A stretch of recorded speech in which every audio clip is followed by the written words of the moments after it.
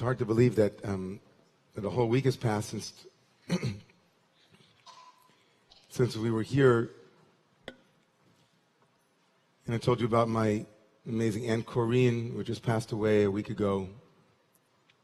Those of you who weren't here, it was a pretty shocking event for me personally and for my family, and even maybe for those who were here when I shared it. But she was 95 years old, and she led a beautiful life. A beautiful life. And so we just began with a chant that for many of you who are here, maybe for the first time, might not be familiar with, but for those who have been here the whole year know that this has been our anthem. This song, whose title is Truth, Emet. And last Yom Kippur, we sang it over and over again and over again. We ended it with that anthem. It was a kritikkur. It was a kind of cry from the depths of a longing to see the truth. And remember also that the word itself reflects in its three letters that spell the word emet, or truth, E-M-E-T, Aleph, Mem, Taf. It spells that whole beginning, middle, and end. Remember that? The Aleph, the beginning, the first letter of the alphabet, the Mem, the middle letter, and the Tav, or the last letter of the Hebrew alphabet, all of the alphabet in one three-letter truth. That it had a beginning, a middle, and an end, and that truth and stories that we tell, the truth of a story, its happy ending or not depends on where you end the story. Right, where does the story end is really a question. So where does my Aunt Cookie, as she was known, where does her story end? She was dedicated to truth, and so I want to speak about a truth that I have experienced and that maybe you have experienced too. And it has to do with a well-known song that is now circulating in my house, along with A Star is Born, right next to it, right next to Lady Gaga and Shallow. Do you love me? Do I what? Do you love me? Do I love you? What's the essence of the disagreement between these two amazing characters in this question, do I love you? As the dawn of the romantic era or the modernity begins to encroach, this beautiful song depicts a conversation that is in tension between what we might call romantic love and durative love, or what might be known as a period and a line. A punctive moment and a durative moment, to use grammatical forms. A punctive moment that is singular. Falling in love. It was immediate. It was Romeo and Juliet. Affective, powerful, profound, world-changing. And for 20 years I watched her. Do I what?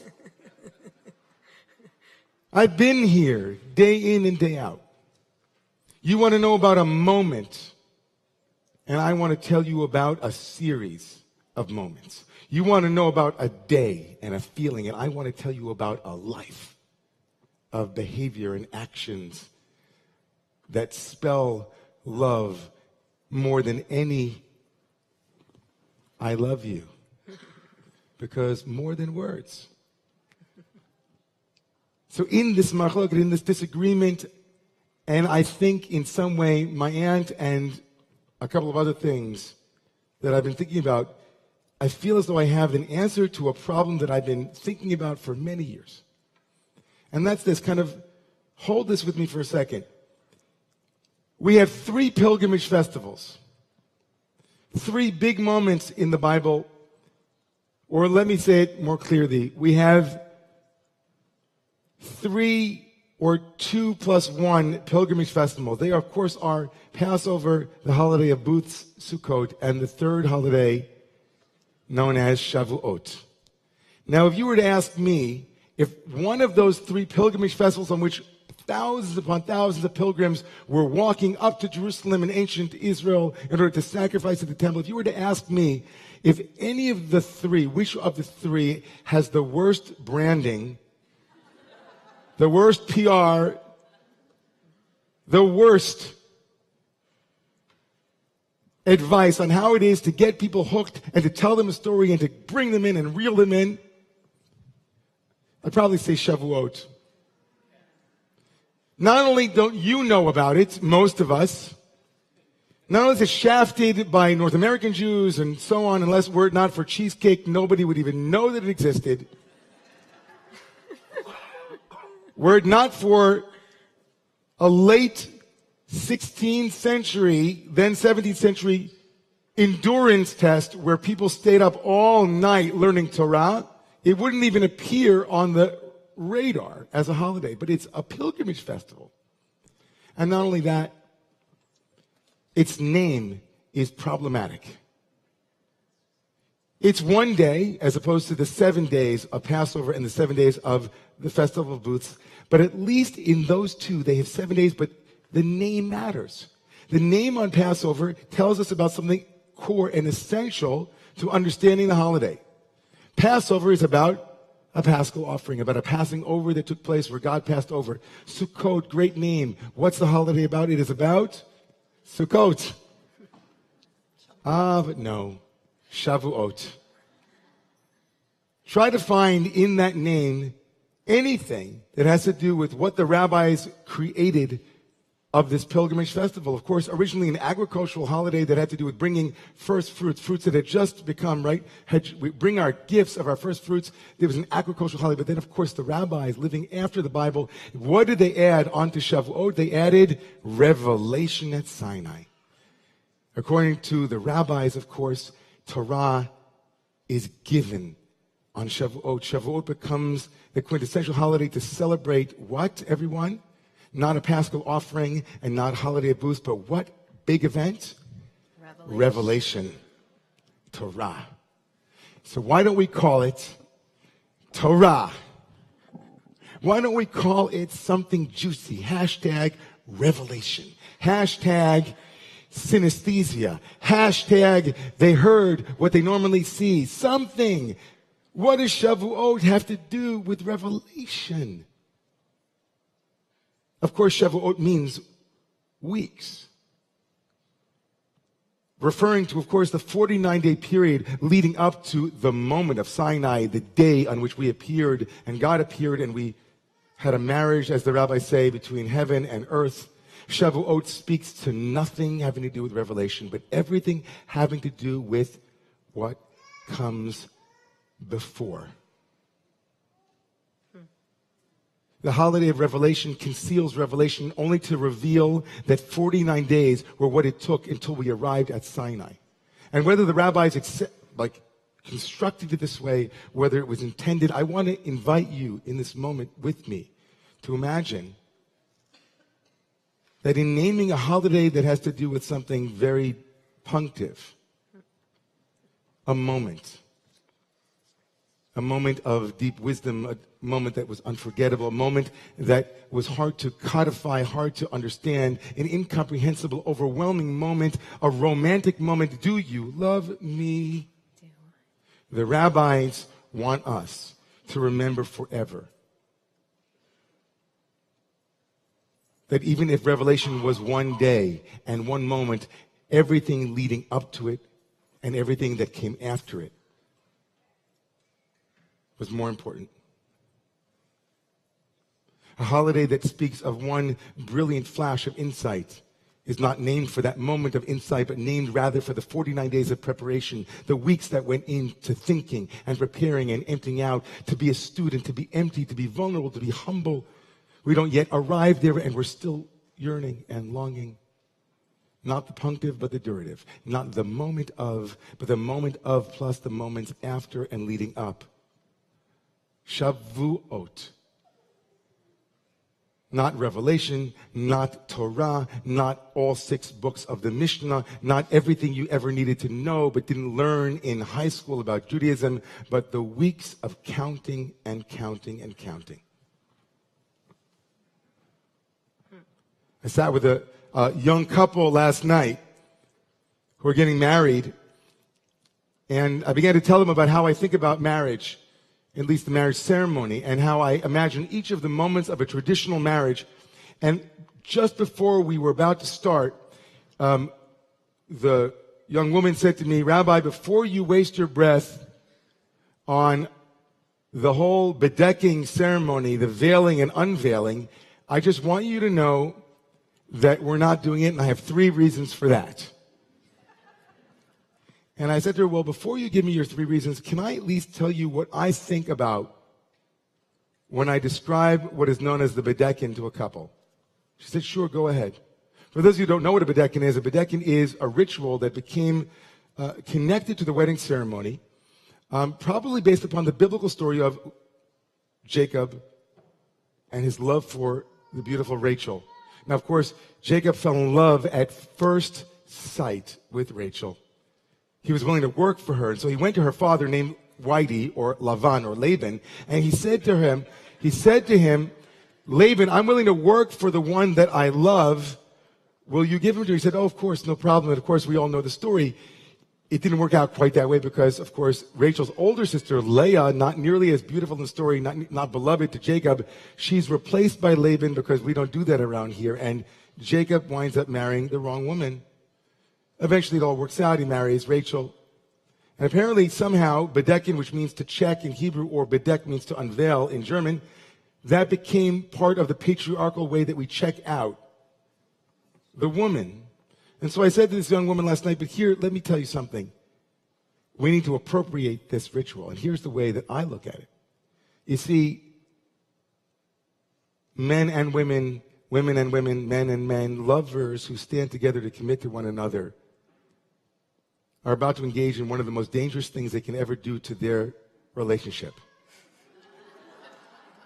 And that is commit. Familiarity is the breeding ground for the taking for granted, for that which lacks shine and sheen, for that which doesn't require a question or curiosity. We don't knock on doors where we think we know what's in there. We are not attracted to the known, but intrigued by the unknown. And so we stand in front of each other. And whether you want to use a veil, or you want to stand back to back, you want to use a talit, a prayer shawl, each of you will veil and unveil each other, and you will say, I promise to keep looking for you. I promise that just because I am committing to you, I will not take you for granted. There is a mystery in you that I will never know, and I will continue to look for what in you is hidden. But I also promise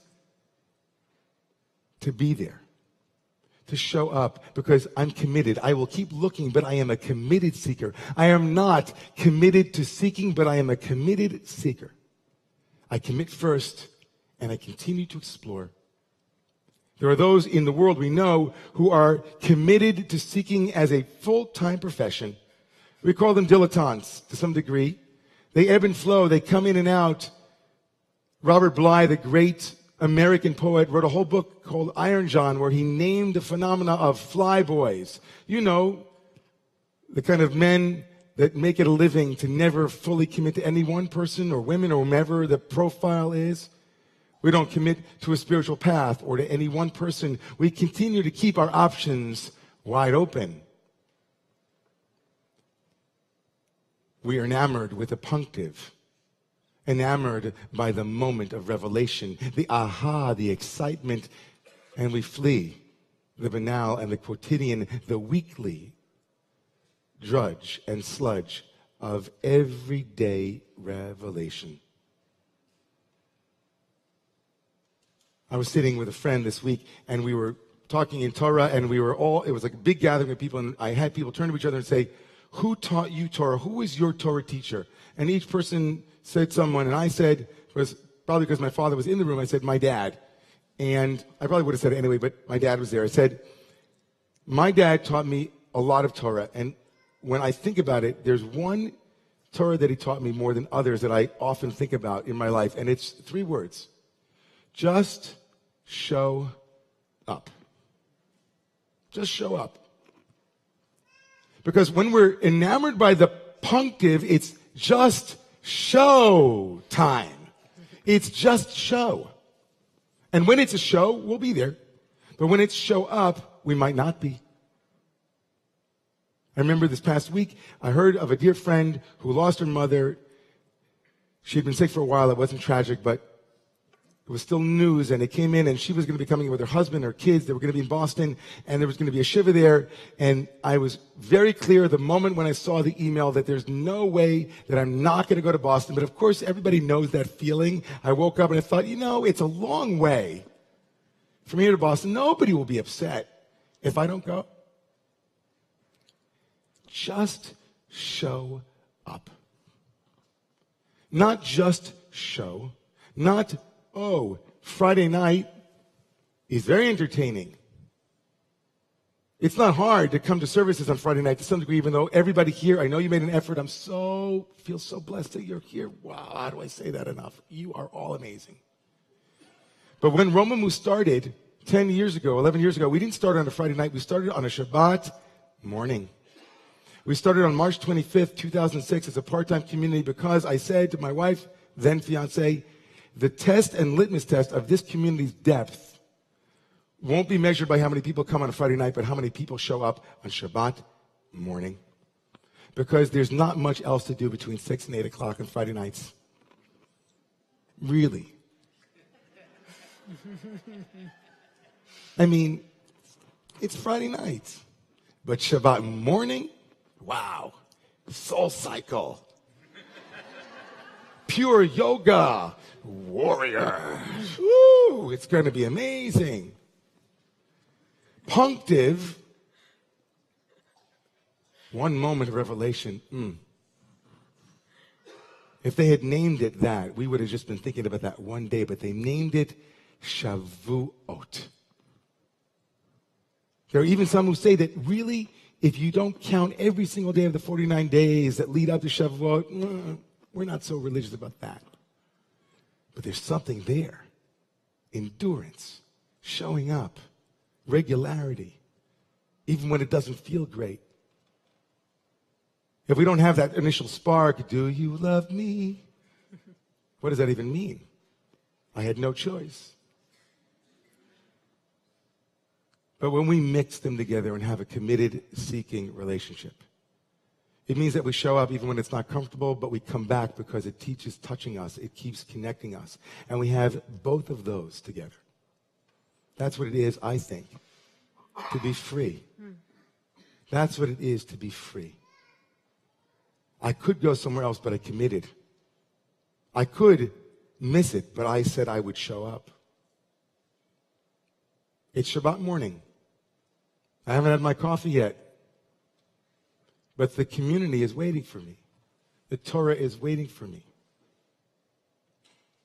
What kind of world would we live in if people like me and you and all of us would say, you know what?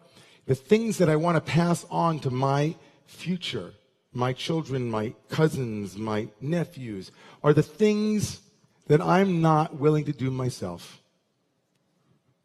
Does anybody know anyone like that? Anyone know anybody that says, you know what, I really think it's a value to bring Jewish tradition to the future and make sure that my children know the prayers, they know the rhythm of Shabbat, and then you ask them, well, what are you doing on a Friday night on Shabbat morning? I'm not such a committed person. I think it's a nice idea. I'm getting there. You say, well, what about tomorrow morning? What you doing between 10 o'clock and 12? It's 2 hours. It's really musical. It's really exciting. Everybody there is really engaged. It's really welcoming. I'm going to think about it. Communities are built by the committed seekers. Vibrant communities are built by the community seekers. A community of committed seekers is what makes revelation possible.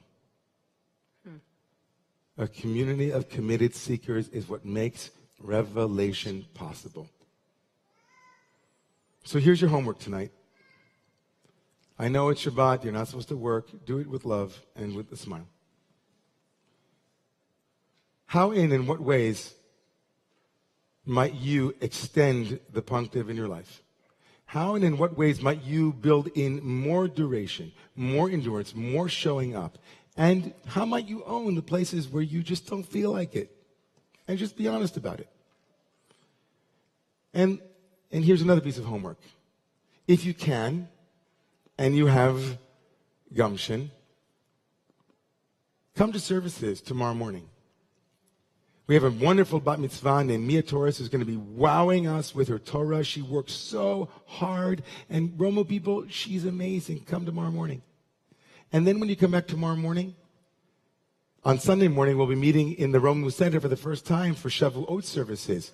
Take a couple of hours, celebrate Shavuot, listen to Torah, connect with other people. You'll be glad you did. And if you really, really, really want, Monday morning, we'll be back there again. And there's no better way to start the week than singing and celebrating a holiday that invites us to live in weeks, not moments. I want to bless each and every one of you that you also reflect back to me how I can do that too. How I can become more available, more of someone who shows up even when I don't feel like it, more of somebody who cares about committed community. And is continuing to grow in that way. I bless all of us with that. Please rise.